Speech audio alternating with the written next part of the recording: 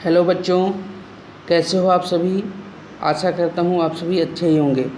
बच्चों, हमारे इस यूट्यूब चैनल सम्मिलित शिक्षा में आप सभी का स्वागत है। बच्चों, हम पढ़ रहे हैं 9th क्लास की विज्ञान और इसमें हम पढ़ रहे हैं ऊतक। आज का हमारा टॉपिक है बच्चों स्थायी ऊतक। क्या होते हैं स्थायी ऊतक और इनका क्या कार्य है, देखते हैं। स्थायी ऊतकों का निर्माण विभाज्योतक ऊतकों के रूपांतरण से होता है। इनमें कोशिकाएं जीवित या मृत होती हैं और इनमें सामान्यतः कोश का विभाजन नहीं होता है। यह पादप के शरीर का आधार होता है जिसमें अन्य सभी ऊतक समायोजित रहते हैं।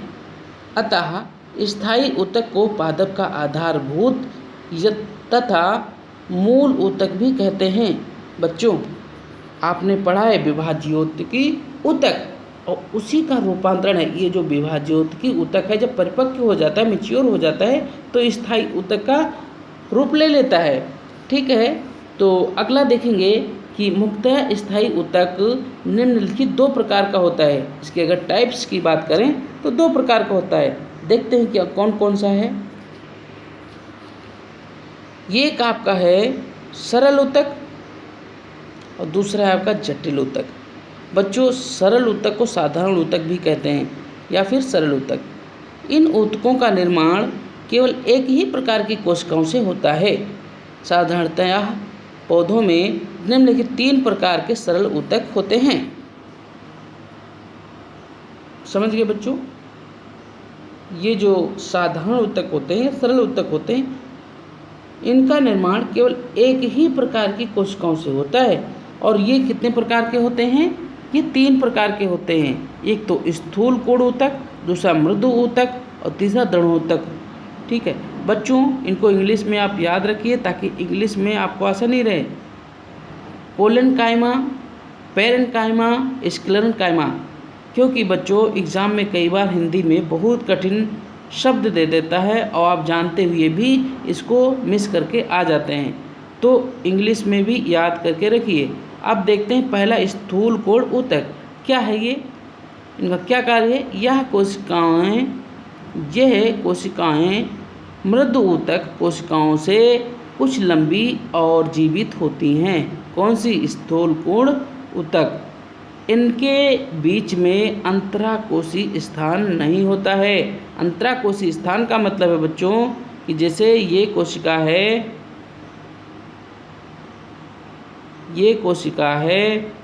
ठीक है, बहुत सारी कोशिकाएं ऐसे जुड़ी होती हैं ऐसे, और इनके बीच में जो ये वाला स्थान है ये नहीं होता है। ठीक है, समझ गए। अब अगला चलते हैं। क्या कहा गया है? अंतराकोशीय स्थानों में कोशिकाओं के कोनों पर कोशिका भित्ति पर सेलुलोज की परत पाई जाती है जिससे कोसा दृढ़ मोटी दिखाई देती है। यह ऊतक पौधों को दृढ़ता व लचीलापन प्रदान करते हैं। जैसे कि आपने बच्चों देखा होगा कि पौधों में जो मतलब बहुत कड़ी लकड़ी होती है, वो जो कठोरता है इसी ऊतक के कारण होती है। अब हम देखेंगे कि स्थूल कोण ऊतक के कार्य क्या हैं। ये कोमल भागों को प्राथमिक यांत्रिक शक्ति तथा लचीलापन देता है। यदि इनमें हरित लवक होते हैं तो यह प्रकाश संश्लेषण द्वारा खाद्य पदार्थ बनाते हैं। नंबर 3, सेलुलोज तथा पैक्टिन की उपस्थिति के कारण ये कोशिकाएं जल संचय करती हैं। ठीक है, जल संचय का कार्य करती हैं, खाद्य पदार्थों को बनाने का भी कार्य करती हैं और पौधों को यांत्रिक शक्ति और लचीलापन प्रदान करती हैं। कौन सी? स्थूल कोण ऊतक। अब अगला देखते हैं बच्चों मृदु ऊतक। मृदुतकों की कोशिकाएं सघन कोशिका द्रव्य युक्त एवं सेलुलोज की बनी होती हैं। यह जीवित कोशिकाएं हैं जो पतली भित्ति युक्त गोलाकार या अंडाकार होती हैं। इन कोशिकाओं के समूह के मध्य अंतराकोशिकीय स्थान भी पाया जाता है। इनका मुख्य कार्य पौधों को सहारा देना तथा भोजन का भंडारण करना है। इनके निम्नलिखित उदाहरण हैं, जैसे कोलेनकाइमा। कोलेनकाइमा बच्चों, जब मृदुत की कोशिकाओं में क्लोरोप्लास्ट अधिक संख्या में उपस्थित होता है तो यह ऊतक हरा दिखाई देता है और यह हरित लवक कहलाता है। यह ऊतक प्रकाश संश्लेषण का कार्य करता है। समझ में आ गई बच्चों। अगला देखते हैं। अगला है एरेनकाइमा। जलीय पौधों की मृदुतक कोशिकाओं के बीच में बड़ी वायु गुहिका होती है जो पौधों को तैरने के लिए उत्प्लावन बल प्रदान करती है। अगला है मृदुतक के कार्य क्या हैं बच्चों। तो इनकी कार्य की बात की जाए तो बहुत ही महत्वपूर्ण है इनका योगदान पौधे में। देखते हैं नंबर 1 क्या है। इनमें हरित लवक उपस्थित होने पर ये प्रकाश संश्लेषण द्वारा खाद्य पदार्थों का निर्माण करते हैं। अगला है इनका मुख्य कार्य खाद्य पदार्थों को संचित करना है। तीसरा, जलीय पौधों में प्लावन और श्वसन में सहायता मिलती है। किसके द्वारा? मृदुतक ऊतकों के द्वारा। नंबर 4, ये द्वितीय वृद्धि व घाव भरने आदि के काम भी आते हैं। जैसे कि बच्चों, पौधों की कई बार छाल काट दी जाती है और कुछ दिन बाद वो छाल भर जाती है। आपने ऐसा दैनिक जीवन में देखा होगा।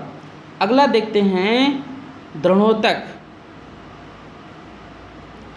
बच्चों, दृढ़ोतक इन ऊतक की कोशिकाएं लंबी, पतली तथा मृत होती हैं और इनमें अंतराकोशीय स्थान नहीं होता है। इनकी भित्ति में लिग्निन के एकत्र होने से मोटी हो जाती हैं। लिग्निन कोशिकाओं को दृढ़ बनाने के लिए सीमेंट का कार्य करने वाला एक रासायनिक पदार्थ है। इसकी लंबाई 1 मिलीमीटर से 550 मिलीमीटर तक हो सकती है। ये ऊतक संवहन बंडल के पास पत्तियों की सिराओं में तथा बीजों एवं फलों के कठोर छिलकों में उपस्थित होते हैं। नारियल के रेशे युक्त छिलके दृढ़ोतक के बने होते हैं, जैसा कि आपने देखा है। बच्चों, नारियल का जो खोखला होता है इतना दृढ़ होता है कि यदि आप दांतों से काटें तो आपके दांत टूट सकते हैं। अगला है दृढ़ोतक के कार्य।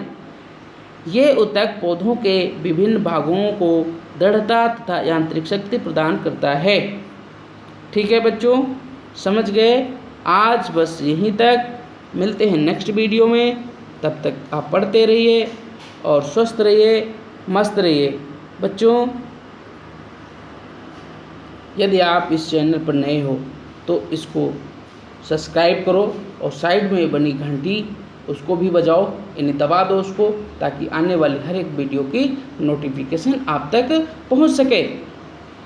ठीक है बच्चों, तो मेरे साथ बने रहने के लिए आपको बहुत बहुत धन्यवाद। मिलते हैं नेक्स्ट वीडियो में। तब तक आप स्वस्थ रहिए, मस्त रहिए। जय हिंद बच्चों।